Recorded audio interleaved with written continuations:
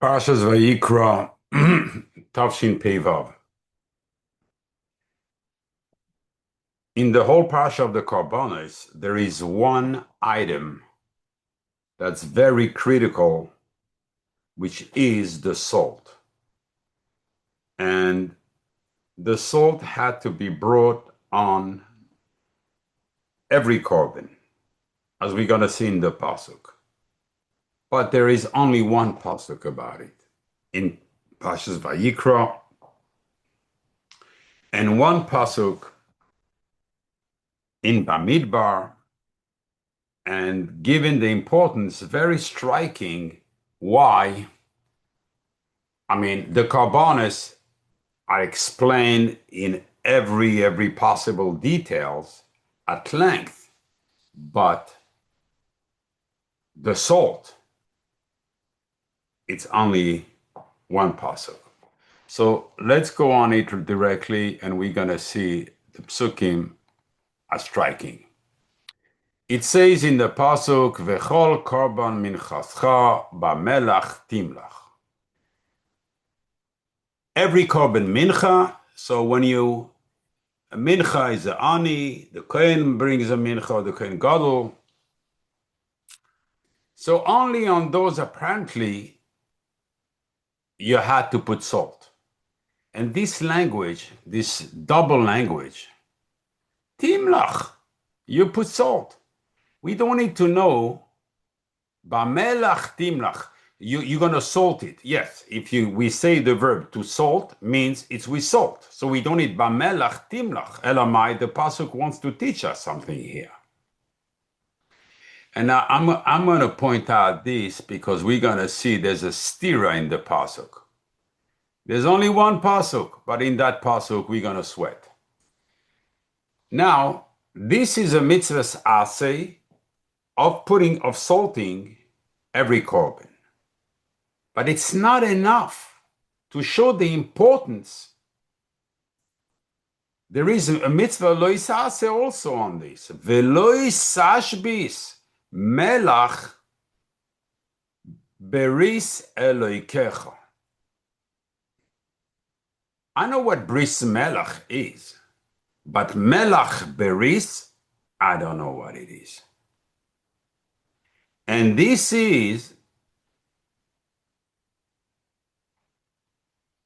the bris of HaKadosh Baruch Hu, me'al minchasecha. So please don't refrain, the Torah says, don't refrain from bringing a second time melach from your mincha. In other words, it's specified in the pasuk that the mitzvah of melach only applies to a mincha, a korban mincha.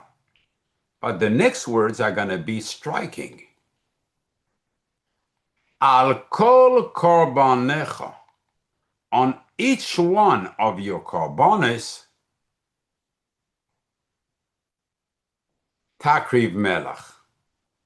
Anything that goes up on the mizbeach requires salt. There's a striking question here.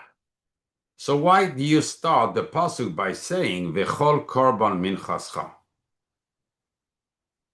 Why did you specify only the mincha? Since every korban is mechuya to be salted before it's sacrificed placed on the mizbeach. So you should have said in the pasuk, v'chol korbanecha b'melach timlach. Okay, we'll see the soy there. Now, what's difference in that sivui that you have a asay and a lo yisaseh here? Why? Why is the mitzvah's asay not enough? Why is the Torah HaKadosh Baruch Hu has to stress us to take us on both ends? You must do it, and you're not allowed to refrain putting salt. Twice it says minchasecha. But at the end of the day, the halacha is for every korban. Al kol korbanecha takriv melach. There's a clear stira in that pasuk. And I would like to bring something else up here. Look how many times we're going to say the word melach in this pasuk. Let me pick a color. Let's go for red. Melach. Timlach. It also refers to melach. Melach. Melach. Takrivehu, you could have said, but melach repeated non-stop.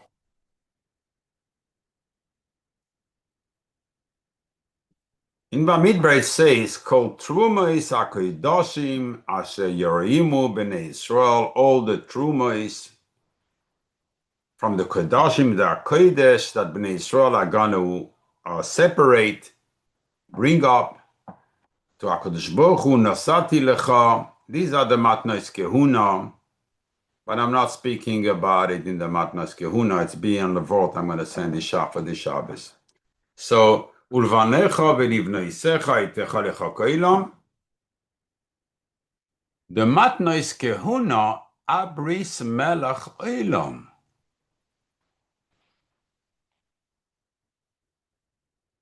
And in that vault there, in that drush, I'm going to explain what's the connection between the bris melach. What's the side of the bris melach that's connected to the matnos kehuna, to the 24 matnos kehuna. But we see HaKadosh Baruch Hu made an alliance with the Bnei Israel to bring melach on every korban. And it's called bris melach. To be honest, I know about, if we start from the creation, we have a few brises. The bris on the Torah was created before the world was created. And the world stands on the Torah. That's a bris. The world cannot be miskayim without the Torah. I understand. We go Parshas Noach. We have the rainbow. The rainbow is a bris with a reason. The HaKadosh Baruch Hu will not send the Mabul.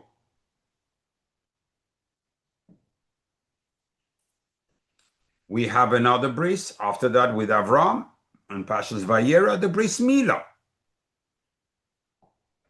Through that, we show that we are eved of HaKadosh Baruch Hu. We belong to HaKadosh Baruch Hu, so we cannot be enslaved by others. And then we have a bris bein abesarim, again with Avram Avinu, that Bnei Israel, when they're going to be sinning, they're going to be sent in Galus and not in Gehinnom. That's fine. We have everywhere in the Psukim, everything is explained in the Midrashim. But bris melach, the salt, we only have one pasuk. We have no explanation about it. Why should we bring melach? And we're going to see that it's not just any melach. We had to bring a certain melach. Why? So, Rav Nubachye here follows up on the explanation on the Ramban, his Rebbe, and he explains that in the melach there are two koiches. The melach is an effect from the water and the sun. Because it's diluted in water in the ocean, and when you dry this water with the sun, automatically you're getting, a source of heat, I should have said. You're getting then crystals, which are the melach. In other words, HaKadosh Baruch Hu created the world with midas hadin, and he saw that the midas hadin is too tough to have a world. The world cannot be miskayim, cannot exist through midas hadin. Therefore, so which is the Aish, therefore he brought mine. It's great and nice, but how does it fit into the melach? How did the melach got there in the first place? I mean, you're not telling me. Yes, there is mine, which are chesed. There is Esh, the sun, the heat, which is gvura. The two are in there. But you, melach, where did you come from? You didn't get from nowhere into the water. We have waters in the world that are not salted. They're not salty. A river is not salty water. It's the ocean that is salty water. So why? Why does the ocean carries salt while a river has no salt? Obviously, there's someone that put that salt there. And that's what the makar, that's the part that we have to put on every korban. But here, Sai the Ramban or Rabnu Bachye failed to explain me, but they gotta tell me, oh, you know, salt raises the taste of every food. I know that. That's why it's chashuv. Meat without salt? Mm-mm. And if you want to keep meat for a long time, you have to salt it. Especially in the time they had no refrigerators, you had to salt it. I understand. But that's not the question here. We're not trying to keep the korbanos fresh as we put them on the mizbeach. That's not the subject here.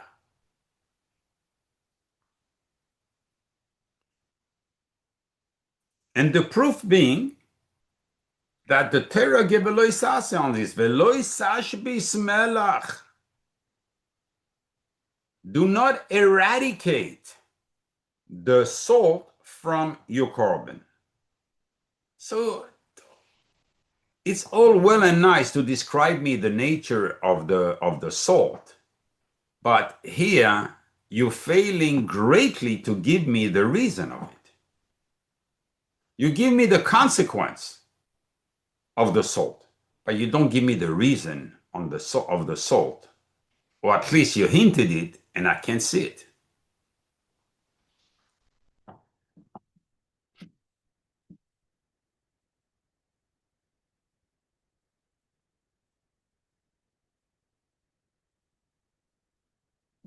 But it's going to say something striking. The world cannot exist without salt. Whoa. Now you're talking to me. Now you're giving me a reason for that bris melach. I know that the world cannot exist without the Torah.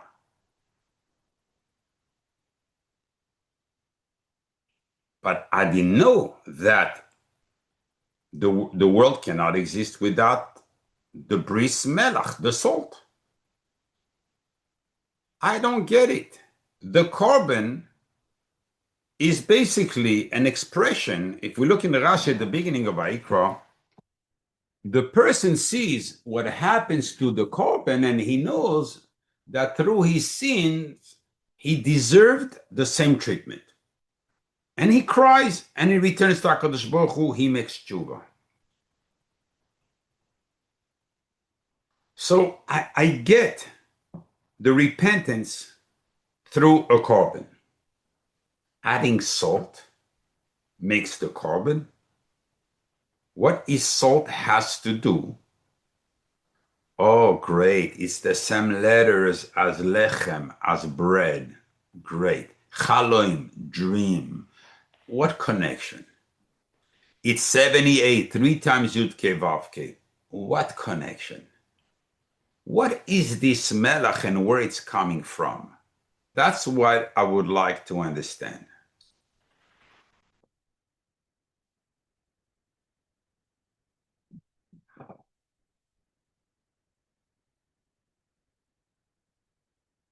The Gemara in Nachis says on the pasuk, touches up the pasuk, "V'lo yisash bis melach." So the Gemara is asking, what's the purpose of telling me the negative part of it? Meaning that the Gemara explained that you have to bring melach anyway. Primarily, you have to bring melach sedoimis, as it says in the Torah. Melach sedoimis being melach from, in the place of Sdoim. Where do we have melach there? From Yam HaMelach. That's what you have to bring.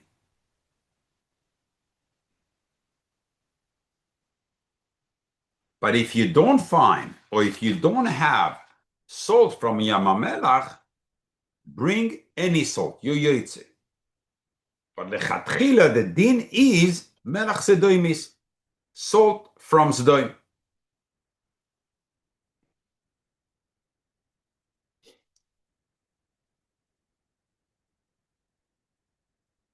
That's also a statement which is striking. Sodom was destroyed, says in the pasuk, Asher hafach Hashem, that Hashem turned it around, be'apoi u'bachamasoi, with his anger. You want to tell me that on the maaseh of tshuva that a person does on his sins, he has to bring salt from Sodom that HaKadosh Baruch Hu destroyed and turn it into goifris va'esh, sulfur and fire. Serefa kol arza, burnt all the land, and it became all Eretz Melecha, a salty land, that nothing can grow on it. Why do I have to go down to there, to something that emblems the worst individuals that were ever living on the face of earth, and putting it on my korban? What's the connection?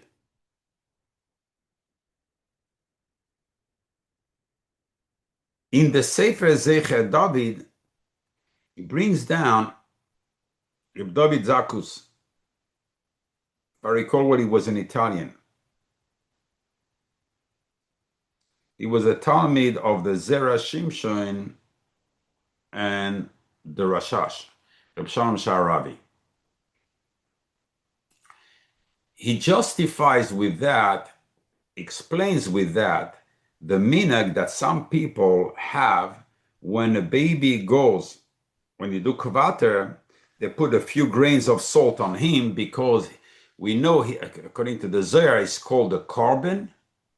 The parents are offering the child on the 8th day to HaKadosh Baruch Hu, and as it says in the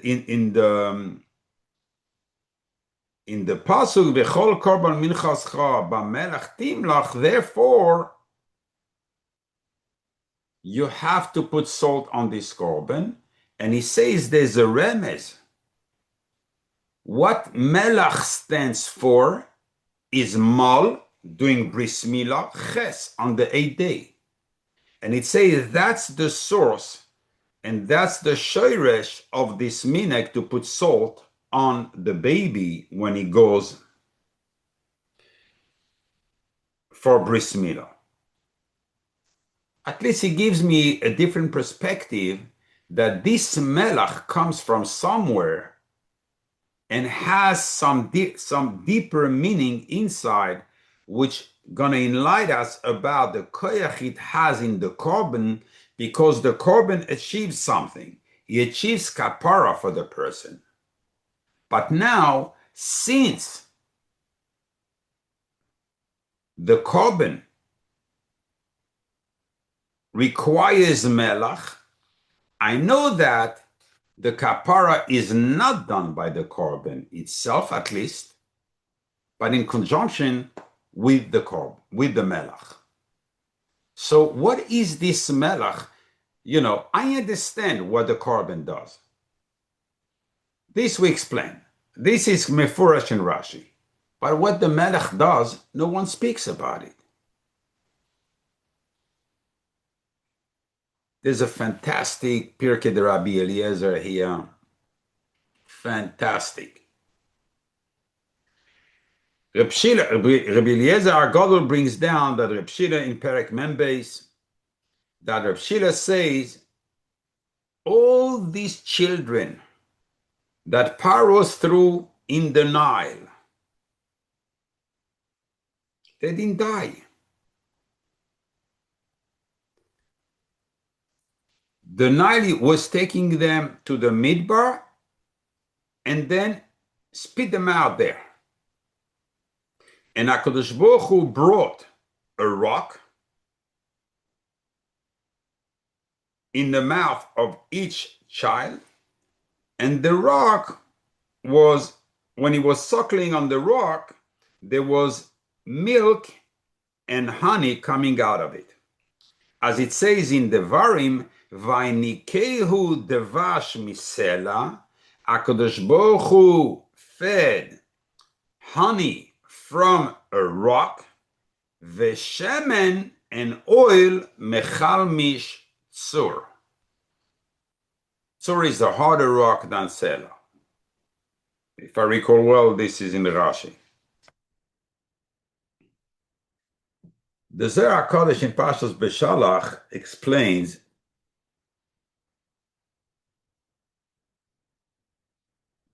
that the sela is din. Mayim is chesed. So how did Moshe Rabbeinu was able to get to bring out water from the sela? When he hit the sela, water came out. How can chesed come out from the gvuras? It's the contrary. The gvuras are included in the chesed, but not the chesed in the gvuras. So the Zohar answers and he says, this is the upper rock. Because of the upper rock, everything is possible. Where is the upper rock? In the Bina. That even though the dinim starts there, but it's still completely chesed. Why? Because the Chachma is instilling all its chasadim inside the Bina. So the Gvuras, even though they are in the Bina, but they cannot be awakened. The chasadim are too powerful and they temper the Gvuras. So only when it goes down to Gvura can the dinim, Esav, the Sitrach, they can be mekatreg. But to the Bina itself, cannot be mekatreg because the Chachma is sending too many chasadim.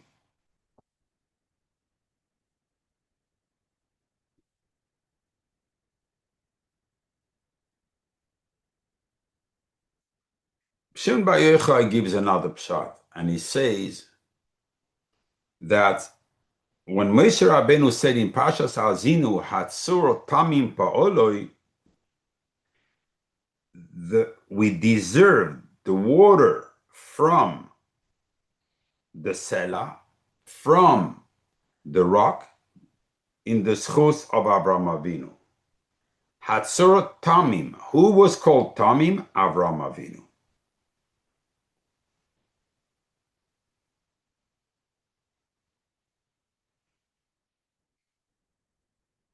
Why is it important to decipher this Zohar? It's because melach is also gvuras, coming from water, a little bit different than the sela, but still understanding that the gvuras also sometimes have a message. And without gvuras, there's going to be no world because there's no limits. Every time we put limits, Shabbos starts at Shkia and finishes at Seis HaKoichavim. This is a gvura. This is a delimitation. So we need gvuras. We know that we have certain days of work and certain days of kedusha. of rest, of Yontev, of Shabbos, of everything. You can't work the whole time. These are gvuros. Through gvuros, HaKadosh Baruch Hu is mashpia chasadim.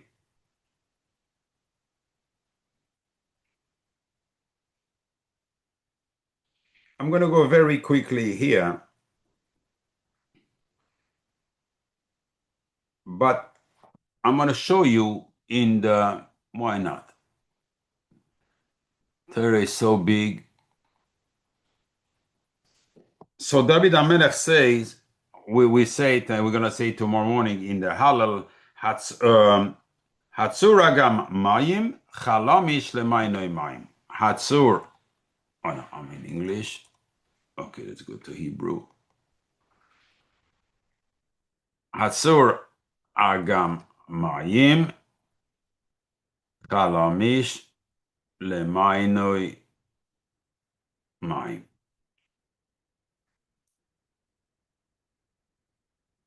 You see the tzur, he gives us an agam. Agam is not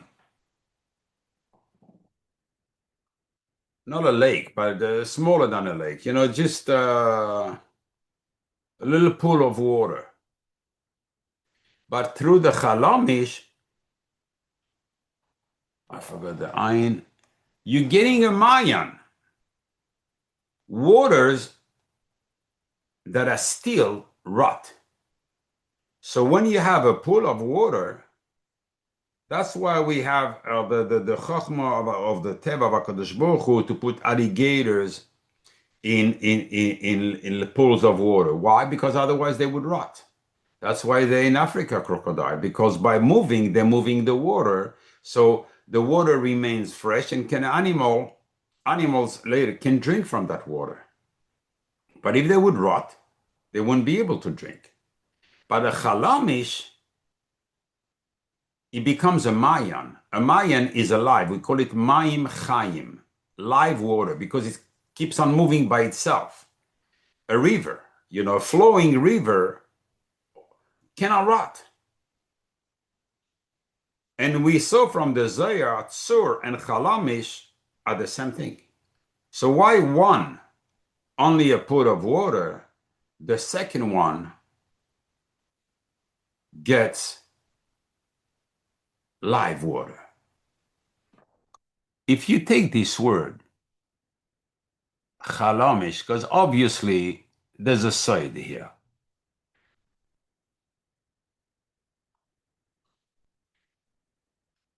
This, if you take the letters, yesh melach, there is salt. Basically, starting to see that anything, if you want life, electrolytes, which is life, you need salt. Going back to the words of the Ramban and Rab Nubachye, yesh melach. And that's not it.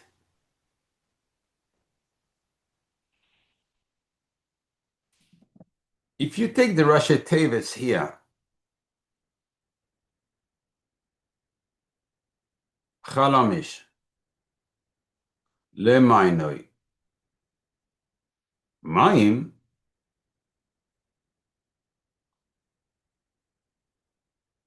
you see, melach, again salt. So it's not something they gave out of their mind. It's something anchored in the psukim, that life depends on salt. That's why animals in Africa risk their life to go into me'aris, or, you know, where with wild animals, just to eat salt. A human being without salt cannot remain alive. Now I can see. So when the water is alive, so we see basically that it's exactly the same. The gvura engendered chesed. From salt comes water. Not only water salt from water, but water from salt. Because the whole chalamish is salt. And that's the reason Moshe Rabbeinu was able, and this strikes, because if you have a din, if you have a kitrog, how can you have chasadim from a kitrog? We know what happens when chas v'shalom there is a kitrog. Right away, you have the midas adin, which is the malchus looking into the deeds of that person.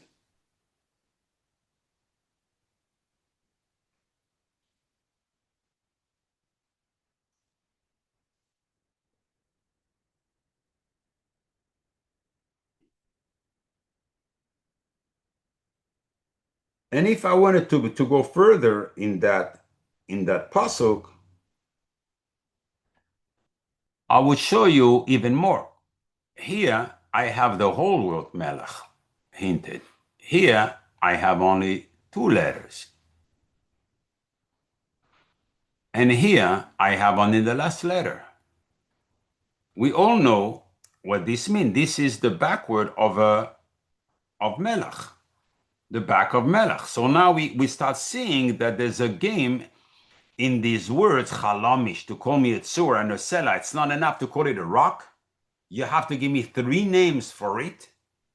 Because, watch out, touch it. If it's very hard, it's a tzur. If it's less hard but very hard, it's a chalamish. And if it's a bit softer, it's a sela. So how do we know that? Come on. The Torah is not is not giving us 3 words for the same rock just because of its hardness. It's because there is a side in there.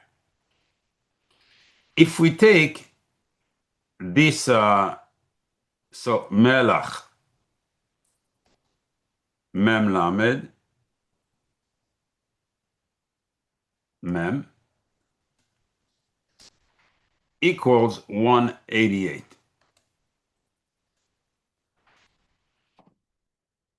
Equals 4 times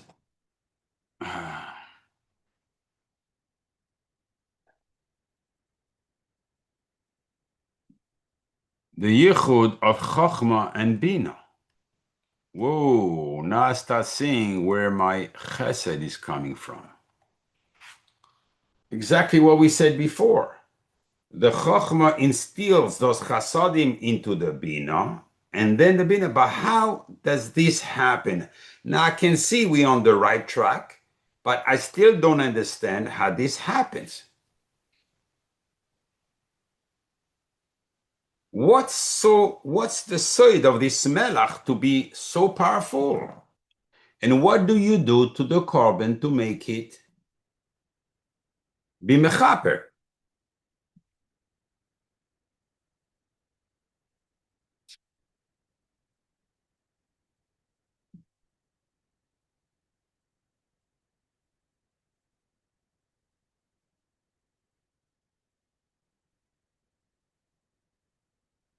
I should have said something else here. Let me share this. Again, if we take the whole pasuk and see who's behind that, because we know that Sela is the malchus.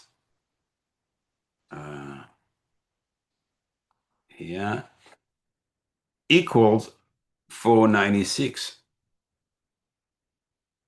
equals malchus. Malchus is the Sela, malchus is the chalamish, tzur, the bina, maybe the malchus. Well, I spoke on the parsha, when Moshe hid in Parshas Chukas, when Moshe hid the Sela, there I explained too. So we have 3 description of the malchus here, which are 3 attributes. Now we start closing on it, that this melach is connected to the malchus. We know that the malchus is midas adin inside. You take, so at the time of the Mabul, they were punished, right? With the waters. Take the word mabul. Take the word melach. What's the difference? Base and vav becomes a ches. They equal to each other. Equals 78. On one hand, now I showed it's crystallized here, right here. On one hand, you see the mayim coming out of the sela. Now we know the malchus. Now we know it's the chasadim. On the other hand, you see the midas adin. So how are you affecting the korban with that?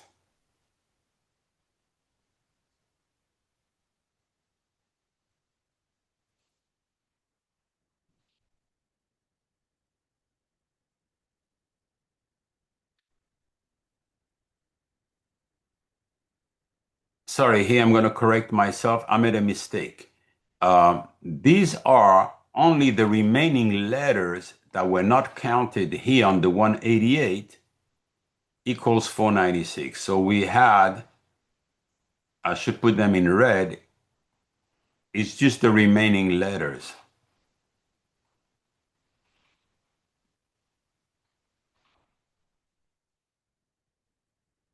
But if we take indeed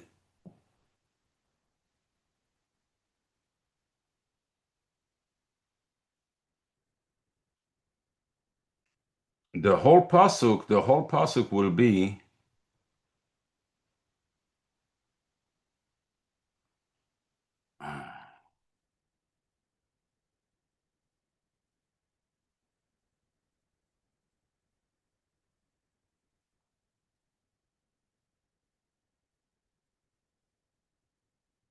684, 188 plus 496.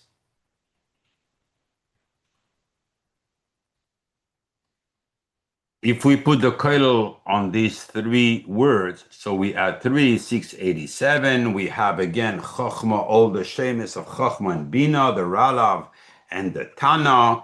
So we see what we have here. It's huge. The type of chasadim. So the same way we have huge gvuros down here, we have huge chasadim coming out. It's not exclusively the water. It's the water in a midbar. From a dry rock comes water.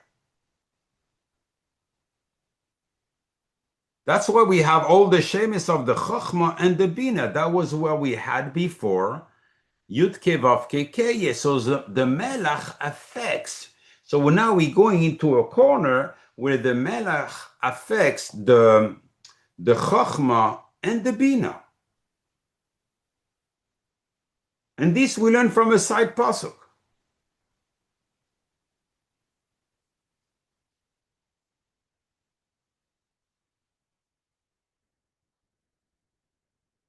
So we say in the morning, before Kriya Shema, Ahava Rabba Ahav Tanu.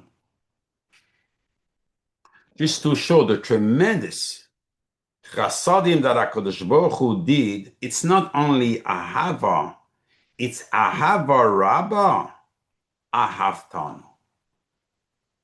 That's how much HaKadosh Baruch Hu had to go in order to give us water in the midbar.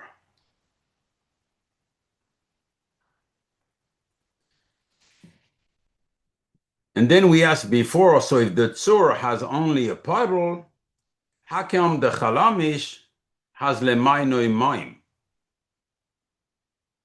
He gets a mayan, he gets a river. And to make it even more complicated, if you take these two words, understand how they come from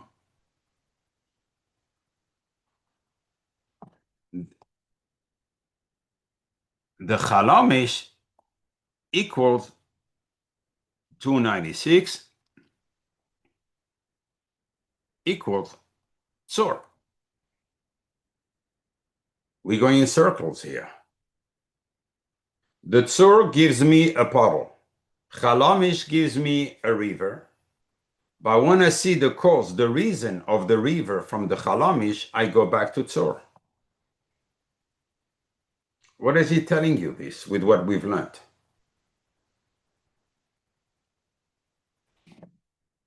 Something very simple. That when there is the yichud between the chokhmah and the bina, and the chasadim of the chokhmah are sent into the bina, it overpowers any din. It doesn't matter if it was the tzor there, it overpowers it. And we saw that the melach does exactly that. Zohar HaKadosh in Parshas Vayechi explain on this pasuk in our parsha, the lois sashbis on the lois sase here, don't refrain from putting salt on your mincha. And he asks, why do we need salt?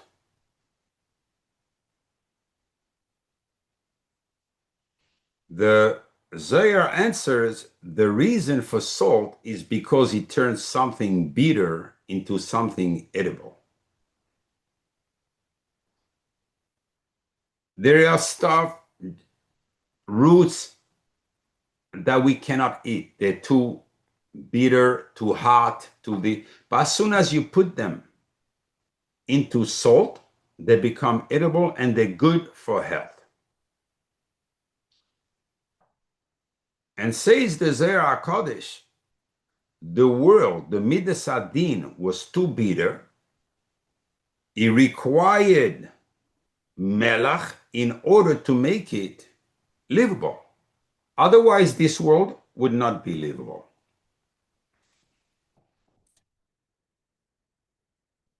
For those who learned on the Eitzvos Chaim, that was the inyan of the Shiva Melachim Shemeisu, because there was too many dinim in the world, and they could not exist. We know the Ana Emloich and so forth, but for very simple thing, very small thing, HaKadosh Baruch Hu would destroy that world.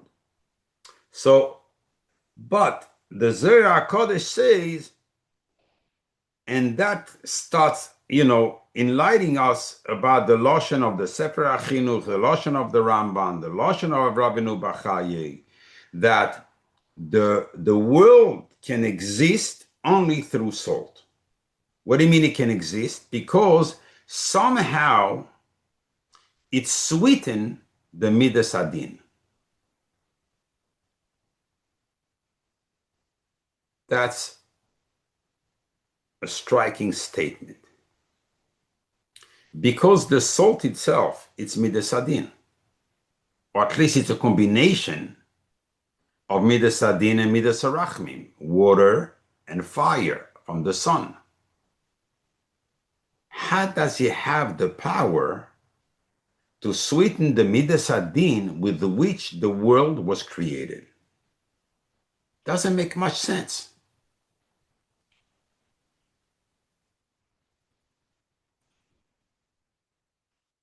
The Zohar HaKadosh goes further. And he says, let me bring you a pasuk. In Yirmiyah, the Navi says, Im loi berisi yoimam v'layla chukoi shamayim va'aretz loi samti. Usually we touch this pasuk because v'hagisabo yoimam v'layla on the Torah. If it was not for the Torah, then even the physics of Shamayim Va'aretz would not stand. Quantum physics need a reason to stand on, need a ground to stand on. They're not up in the air. Someone, a creator, defined their rules. And their rules are when Bnei Israel learn Torah. But here the Zohar doesn't learn it that way. Im loi berisi yoimam v'layla. It's the salt.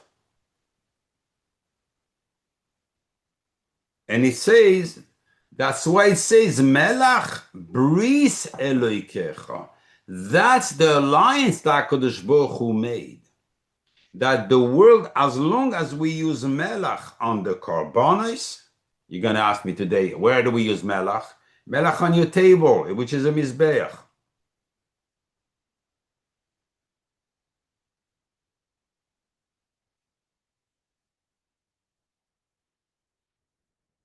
Not going there. So, if you use the melach on the korban, that gives a standing to heaven and earth.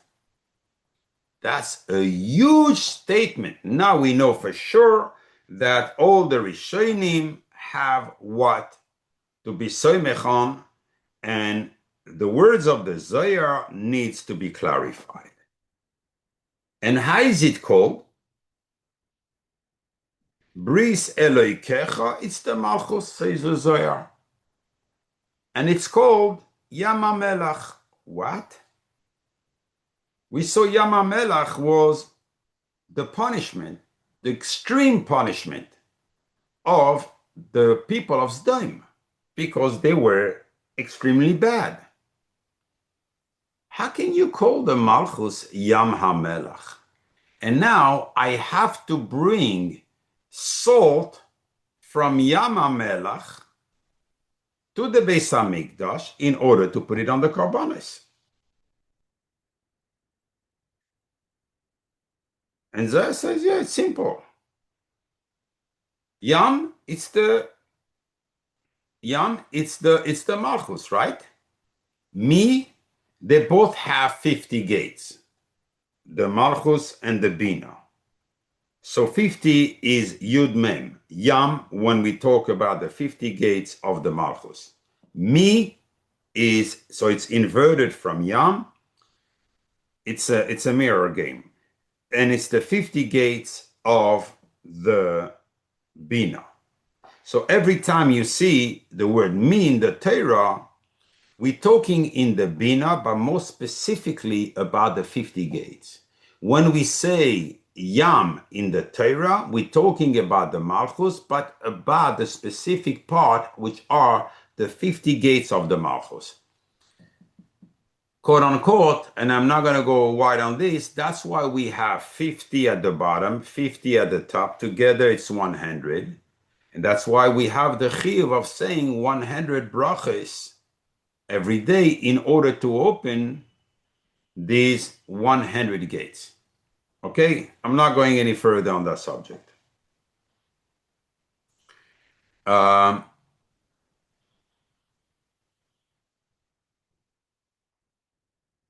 And the Zohar finishes that explanation by saying, you know why lo sashbis?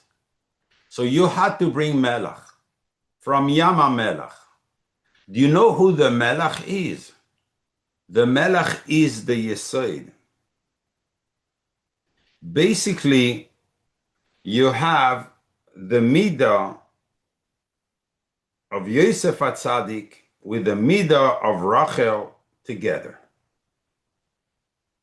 And oy vavoy to the one who creates a period. Where is the chet going? In between the Yesod and the Malchus, and separates them. And that's the Zohar says that's the Isur, that's the warning the Torah gives us here. Velo yisashbis melach. Do not remove the Yesod because you're staining the Malchus. When someone does a chet, he's staining. The Malchus includes the Knesset Yisrael, all Bnei Yisrael. So anything we do has a direct effect on the Malchus. And therefore, when the Malchus is stained, she cannot be standing anymore before the king, and she has to be gone away. She has a din of nida. Chmana litzlan. And in order to correct that, we need to put them together. So now I'm getting the mechanics here of a korban. You bring the animal. You see what's done in to the animal. Why do I deserve such a punishment for such a small sin? Because The sin separated HaKadosh Baruch Hu from his Shechina. And now you have to bring the melach to the korban to reconnect both of them, HaKadosh Baruch Hu and the Shechina. That's your tshuva. Tshuva is not just, oh, I need to feel good about myself and I'm making tshuva, you know, selach lanu azegichatanu mechalanu kivazanu. I'm just saying it like this. No, that's not tshuva. That's not tshuva. That's making a joke during Shmoneh Esrei.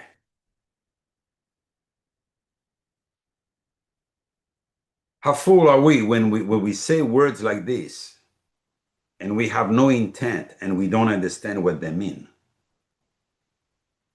Because it should have said, Mechal lanu, kaper lanu, no, selach lanu.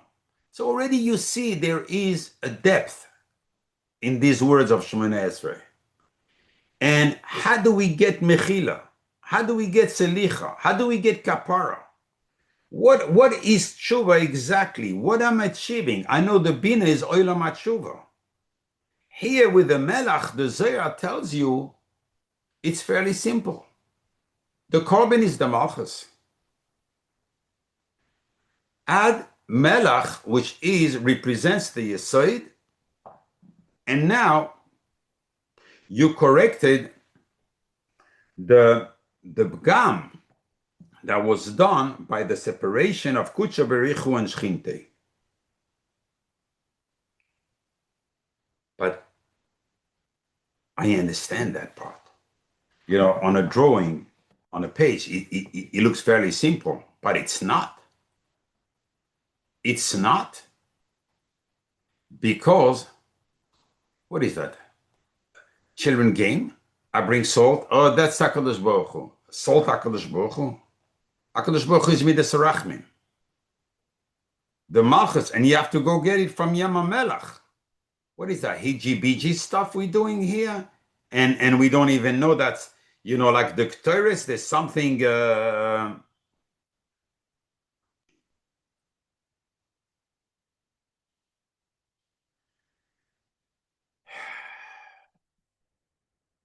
There's so much behind this, so much depth, but I always feel bad not to give everything, but there's so much I am allowed to give like this, and the share it's going to go out on online. The Zohar HaKodesh in Bereshis counts there's 5 alliances between Am Yisrael and HaKadosh Baruch Hu.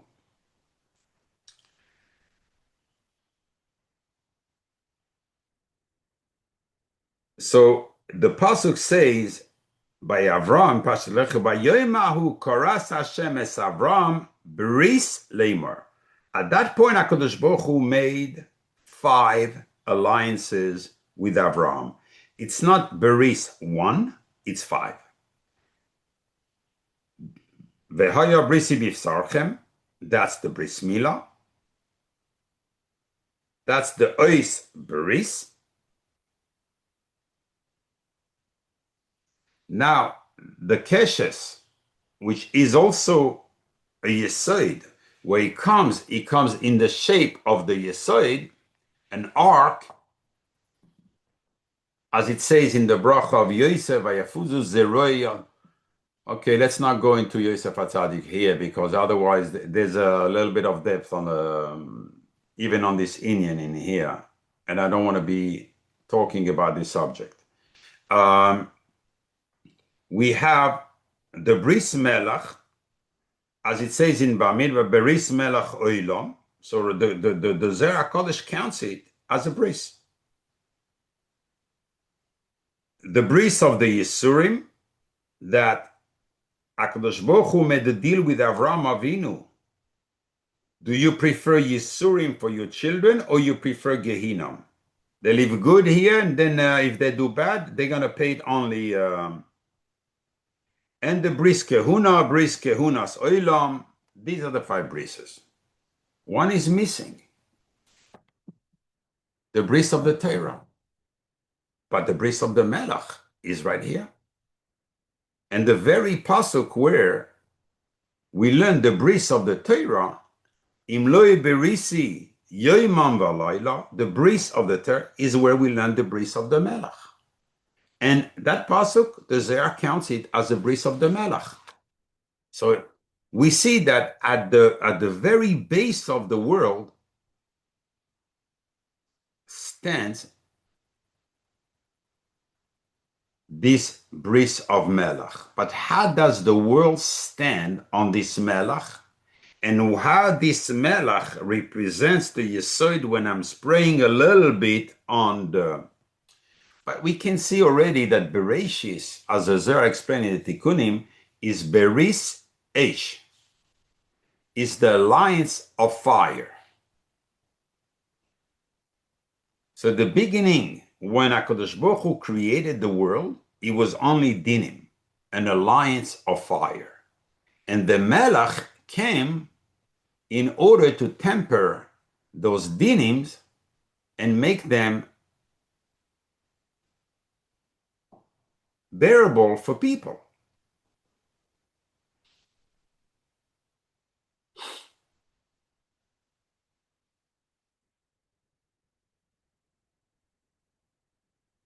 Let's analyze the words of the Zohar with the words of the Tanaim.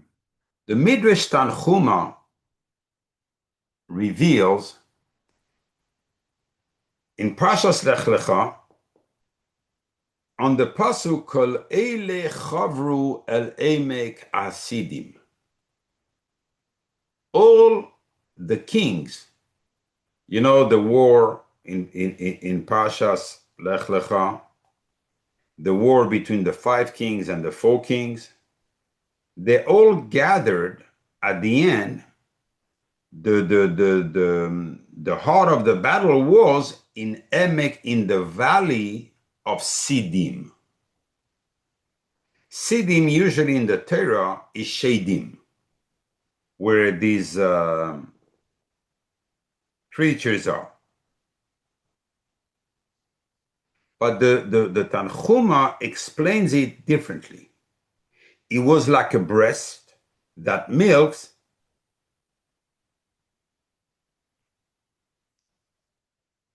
There, all the evil went there and created a place called Yam HaMelach.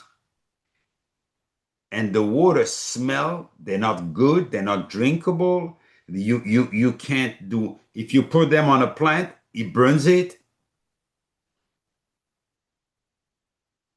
This is to show who were these kings, that they were extremely bad. And HaKadosh Baruch Hu put them all together there in order for all the evil to be taken out and expressed in the land through a little lake called Yam HaMelach.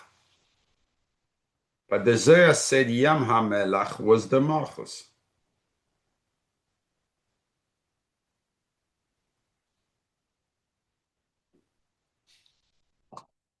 So how did they become salty? Because from this Tanchuma, it comes out that the salt, the water, when they're sweet, it's chesed.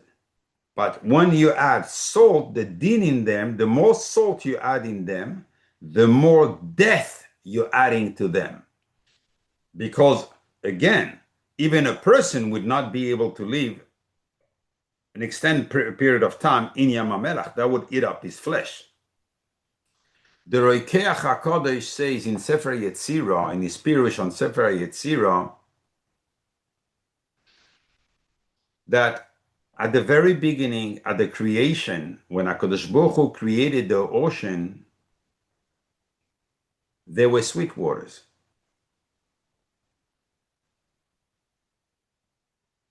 And when he told them to gather under the skies, mean to stop covering all the land and to go in as the Oceanus, the Atlantic Ocean, the Pacific Ocean. You know, these two huge oceans, they were there mountains of salt. And HaKadosh Baruch Hu was geyser that the salt should melt in the water, and that's how the waters of the ocean became salty. Amazing. The lower waters were part of the upper waters. We know that they were one water before HaKadosh Baruch Hu, and they were all Mayim Chaim. But once they were separated and they went on earth, we call them Mayim Boichim, the crying waters. And that's the Kavana when we say Baruch Shem Kevod Malchusoid. No, Le'olam Boed. Baruch Kevod Hashem Imekoimoi. When we say in the Yetzer, Baruch Kevod Hashem Imekoimoi, the first letter is Boichim, crying. So in here, we try to be mesaken the waters that remain down here. But it's another shir. It's the Mayim Boichim. Because the melach is a soid which goes way beyond that shir, and I need 3 more shirim to give you a little bit of more understanding about those waters that contain that thing and why these waters deserve to have the melach. Because after that, you can go and up and ask the question, and it's fair to ask all these questions.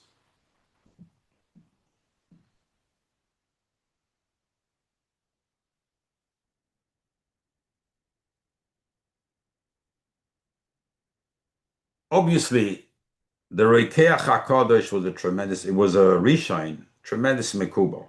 Tremendous.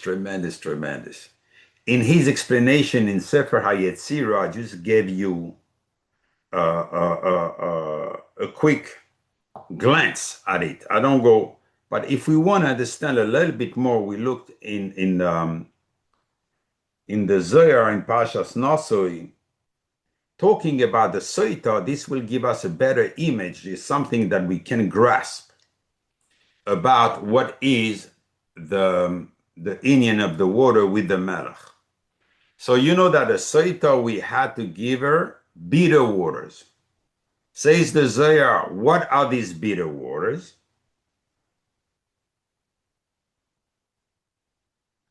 The Zohar says these are the waters from the Shem, the Shema Kadisha, the holy name. Which name? Adnus Aleph Dalet Nun Yud, the name that's in the Malchus.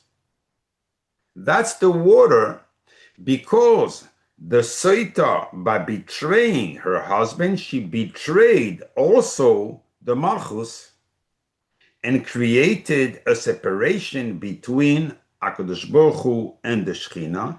So the Shechina gives her Midas Adin. And what's the Midas Adin? Is she has to drink bitter water. And what are those bitter waters? Water from the ocean. In other words, for the Soita to drink the water, the Zohar HaKadosh said that you had to bring water from the ocean into the Beis HaMikdash, and she had to drink salty water. Again, this melach. Now you see the melach on the korban, but it's this melach in the waters that are going to create all these effects that if she is tahir, then it will beautify her, she will have great children. And if chas v'shalom she is a tmeya, then it will destroy her and kill her. The Zohar HaKadosh says, look at the ocean. How many rivers of sweet water flow in the ocean? And still, its waters are bitter. He calls this bitter, means salty. Why are they salty? Because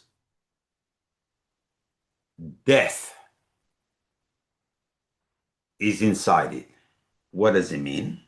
It means that the hate of Eitz Hadas that brought death to the people was instilled in the chasadim that HaKadosh Baruch Hu did to the people to create Adam and Chava in the Gan Eden. So you renege the chasadim, so you espouse the dinim. Very good. So now, since death is in this world, where is it? In the Yam. In the Malchus, but in the Yam, that's the expression of the limit of the life of a person. The salt. Now again, we start keeping dancing around here. So the salt represents not the good part. I can see that it has an effect on the Soita if she's Tehoira, and I don't understand how it does it, because we understand things having one mission, like a malach cannot do two missions together. How can the melach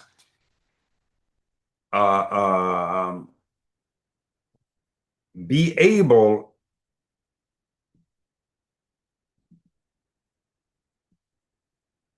to carry out two extremes?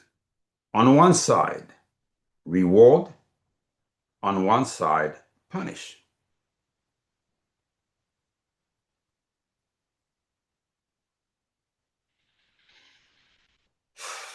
I'm going to answer because it's getting late. I'm going to answer all your other questions here.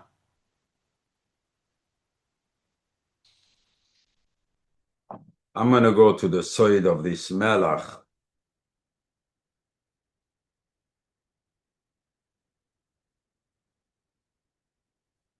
Let's go back into the psukim.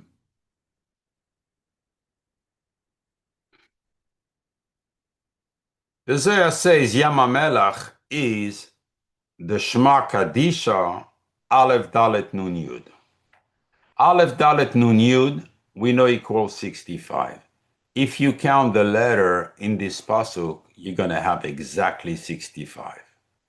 In other words, we do see the connection between the Malchus and the Melach. There's no such a thing as the Melach can be without the Malchus can be without the Melach.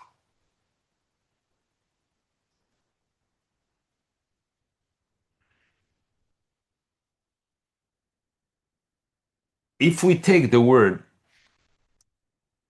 Melach equals 78.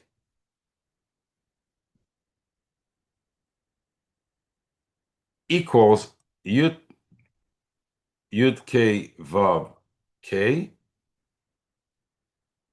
Yud Hey Vav Hey. We see that the Melach reconnects HaKadosh Baruch Hu and the Malchus, because this is the Yud K Vav K, which is in the Yesod, and this is the Yud K Vav K, which is in the Malchus, Shem Ben. Okay.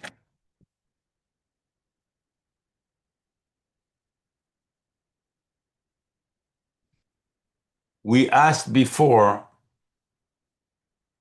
what is this repetition here of Bamelach Timlach? This equals to 558 equals to Nachash Kadmon. We go back to the original sin. What it means by Melach Timlach, because with the sin, you awaken the original sin. And therefore, you have to use the very death that was brought to the world against the Nachash. And we'll see how this will stand its ground, and that's exactly the side of the Melach. Turn the sword on the attacker. He comes with the sword at us. We have a power to turn it on him and eradicate him. Every time you put the melach on the korban, the nachash and his kitrug will go away. And I'm going to explain that.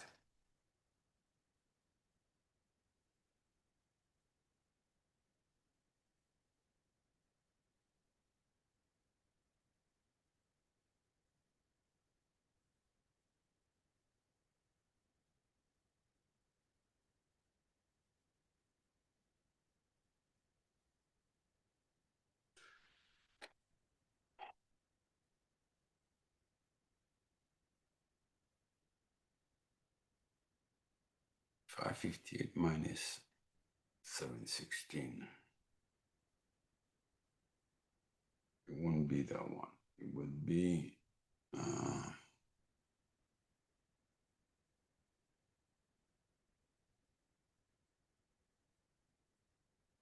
here it says we have twice the word melach. No, that wouldn't be this one.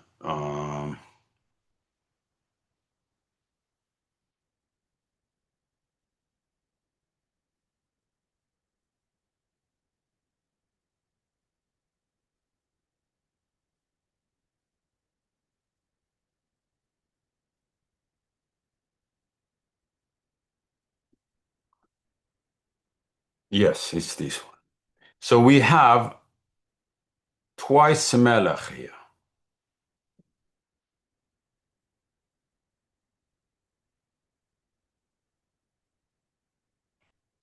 Could have shown you if I had time, this in halacha, how it fits in the word of the Shulchan Aruch. So we have melach, with the koilel of each one equals 168. Now, if we add it with the, I don't want to write plus, 558, it's plus, it's not minus, equals 716, equals Kisra de Malka, the Keser of the Malchus. I'm going to realize this one, it's a harder one. You're not used to this one. It's like exactly the tefillin. Tefillin shel yad are called Kisra de Malka.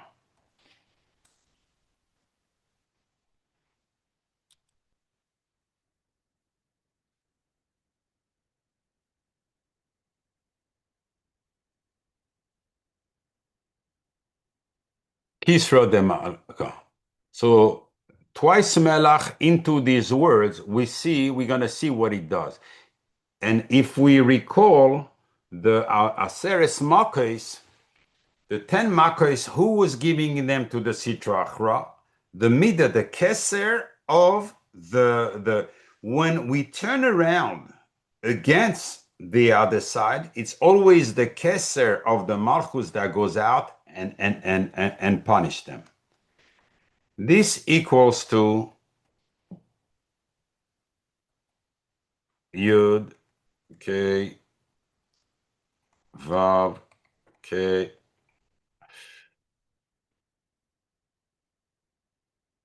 Aleph, Dalet, Nun, Yud. This shows me that when you do melach twice, there's a reconnection. So here in the soid, what's that repetition? Here is the soid of the melach. It tells me that you're reconnecting the Kisra de Malka, the HaKadosh Baruch Hu, Kudsha Berichu and Shchinte get back together, and they finish the Nachash. Before the Nachash was affecting, attached, and having a kitrug, making a kitrug to demanding din from the Malchut that it punishes these people that have done the chet, Now that you have added the melach,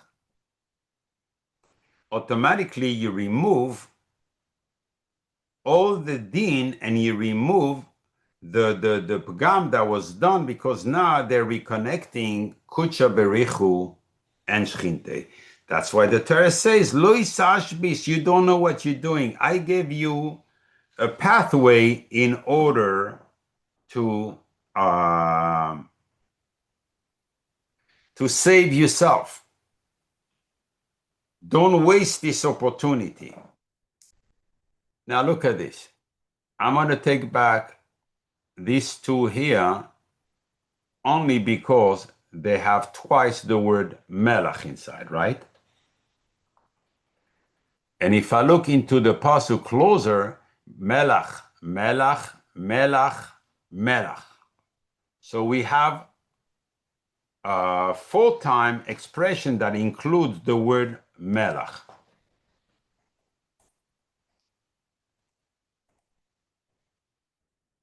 This equals to 7:14, equals to the very pasuk the Zohar gave, Emek Hasidim, exactly at only with one yud, Emek Hashedim, Hu Yam HaMelach. Exactly what the Zohar brought, the very pasuk to tell us the chet. So what comes out? That through the chet, we pushed, chaz v'sham, the Shechina into the world of the other side. Okay, I said enough this word. Emek Hasidim, Hu Yam Ha, what is it? Ha Me Lach. Where is it again? Here.